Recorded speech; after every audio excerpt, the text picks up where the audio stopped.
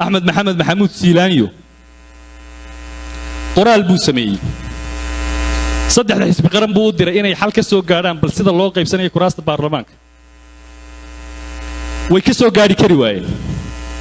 anu waxaan ka mid ahaa xubnihii xisbiga kulmiye ka socday madasha iyo gogasha ay akademiyadda nabadda iyo horumarka Soomaaliland qabatay xubnihii kulmiye ka socday ee xisbiga ka socday baan ka mid ahaa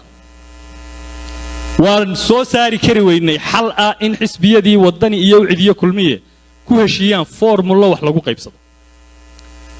madaxweynaha aanu gudbino oo niri qaybin kari weynaye adigu madaxweyne qaybi madaxweynuhu Siilaayo wuxuu yiri haddii musharaxiintii ka baqdeen in cod ay ku waayaan inay wax qaybiyaan qayb cidi ka dudda anna taariikh xumo kuma gelayo deegarna uu yeeshay qoraal buu sameeyay reference maanta laga helayo meel yaala wuxuu madaxweynuhu ka marxaati kacay inaan sida maanta loo fadhiyo doorasho lagu gali karin oo aanay cadaalad ahayn waxa dadka deeqaano waa cadaalad weey marka haddaan la isyeelyeelin walaalayaal farsamo ay wax ku suura galaan cadaaladna loogu dhawaado waxaan leeyahay lama waayayo waxay tiri saantii ninka xooggaalihi gabadhayda kama dhali waayina wuu hakranaya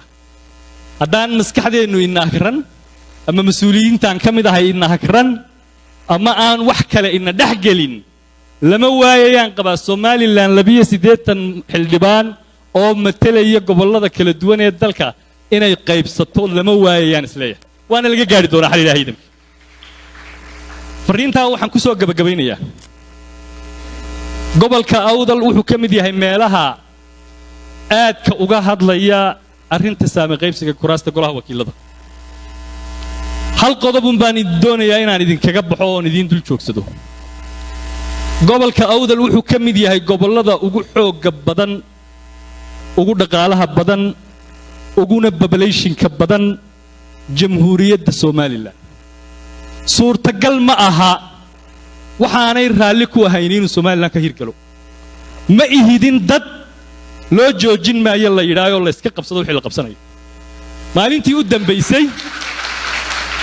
ee madaxweynaha ay u yimaadeen odayaashii dhaqanka gobolka Awdal